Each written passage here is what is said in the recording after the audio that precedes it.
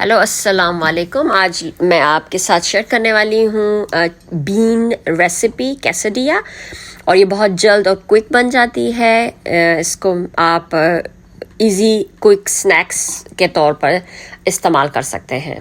तो यहाँ पर मैं बीन सॉटे कर रही हूँ with little oil, and also मैंने थोड़ा ऐड किया है red chilli sauce in it. So अब मैं इसको मिक्स कर रही हूँ, थोड़ा सा हल्का सा सॉटे कर रही हूँ।